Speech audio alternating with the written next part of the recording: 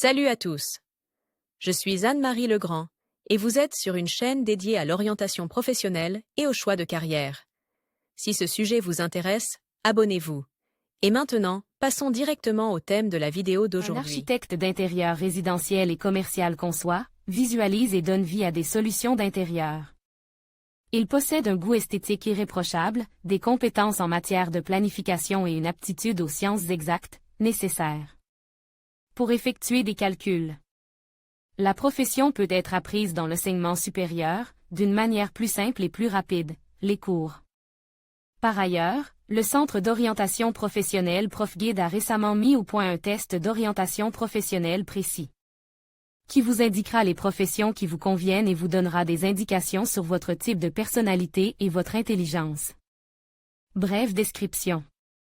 L'architecte d'intérieur résidentiel et commercial est une profession qui peut comporter à la fois des tâches pratiques et des activités de gestion. Dans le premier cas, le designer développera des projets clés en main, dans le second, il gérera une agence ou un studio. Il a la possibilité de travailler pour le compte d'autrui et de promouvoir ses services par l'intermédiaire de portails RH nationaux et internationaux. Un concepteur d'intérieur résidentiel et commerciaux doit avoir une imagination bien développée, du goût, une pensée stratégique et les compétences nécessaires pour résoudre les problèmes techniques. Caractéristiques de la profession.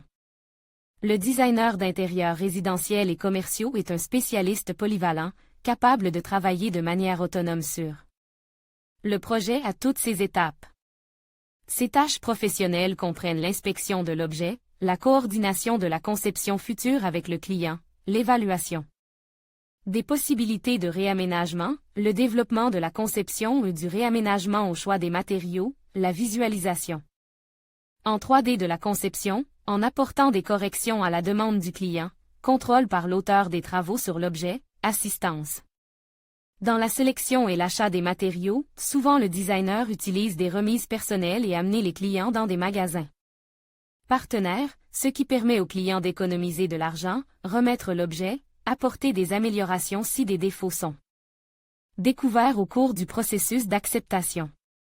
Les concepteurs d'intérieur résidentiels et commerciaux travaillent avec la documentation technique, coordonnent et légalisent le réaménagement dans différents cas, contrôlent la qualité de la mise en œuvre du projet de conception. De nombreux spécialistes collaborent avec les magasins de matériaux de construction, les équipes de réparation et les grands entrepreneurs. Ils veillent à ce que le client participe le moins possible à la résolution des petits problèmes courants, en assumant eux-mêmes les fonctions de gestion et de supervision. Les voies d'accès à la profession peuvent varier, certains se lançant directement dans la conception après avoir obtenu leur diplôme. D'autres venant d'un milieu différent. La plupart des stars actuelles du design sont des personnes d'âge moyen ayant une formation dans un autre domaine. De nombreuses personnes pensent que le design est une profession purement créative, alors qu'en réalité, il requiert des connaissances et des compétences dans d'autres domaines, architecture, colorisme, gestion, psychologie et bien d'autres encore.